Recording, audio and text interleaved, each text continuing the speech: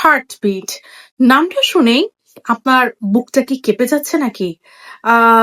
Vampire related series যদি হয় তাহলে আপনাদের কেমন লাগবে বলেন তো? Okay, so tell me something. Vampires এরকে আপনাদের কেমন লাগে? Seriously, not like serious vampire, original vampire, vampire series এর কথা। I'm talking about Heartbeat এই সিরিজটা। ওক টাইসনের এই সিরিজটা দেখা মাত্রই আপনার হার্টটা আরেকটু বিট করা শুরু করবে। সিরিয়াসলি সত্যি কথা, কিছু কিছু ড্রামা সিরিজ গুলো দেখার পর আমার মনে হয় যে কেন এই ভিলেনরা হিরো হলো না, লাইক ভিলেনরা কেন এন্ড অফ দ্য ডে জিতলো না। ভিনচেন্জো কাসানোতে যখন আমি ওক টাইসনকে দেখেছি তারপর থেকে আমার ওক টাইসনের লাইক সিরিজ গুলো নিয়ে অনেক বেশি ঘাটাঘাটি করার ইচ্ছে ছিল। সো তার মধ্যে থেকেই আমি একটা নতুন সিরিজ পেয়ে গিয়েছি। যদি এটা নতুন না, সিরিজটা হচ্ছে 2023 তে আসা হার্টবিট। অ্যামাজন প্রাইম যাদের আছে তারা অবশ্যই দেখতে পাবেন, বাট ডেফিনেটলি আপনাদের ইংলিশ সাবটাইটেল দেখে দেখে দেখতে হবে, বিকজ এটা অন্য কোনো ল্যাঙ্গুয়েজে, at least I mean Korean language ছাড়া অন্য কোনো ল্যাঙ্গুয়েজে অ্যাভেলেবেল নেই বর্তমানে। বাট আপনারা যদি অন্য কোনো ল্যাঙ্গুয়েজে অ্যাভেলেবেল পান তাহলে অবশ্যই আমাকে জানাবেন, because I really want to C this serial in অন্য ল্যাঙ্গুয়েজ।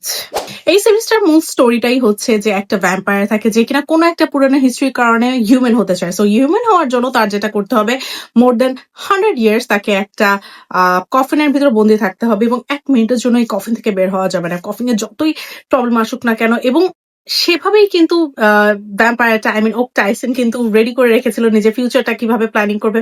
বাট আনফর্চুনেটলি সবকিছু কেন যেন উল্টে যায়, এমন এক পর্যায়ে চলে যায় এই ভ্যাম্পায়ারটা যেখানে কিনা না তো পুরোপুরি ভ্যাম্পায়ার হয়ে থাকে না তো পুরোপুরি হিউম্যান হতে পারে।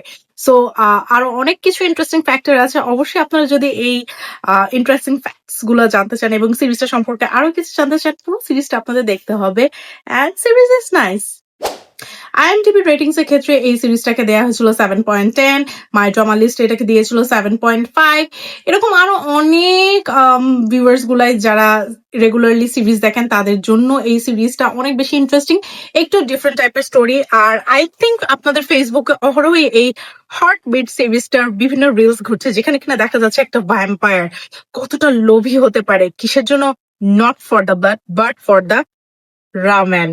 জো জি হানের সাথে কেমিস্ট্রিটা মোটামুটি ছিল ওক টাইসনের পার্ক ইয়াং হুন সাথে সাথে আরো অনেক ক্যারেক্টার্স গুলো আপনারা এখানে দেখতে পারবেন।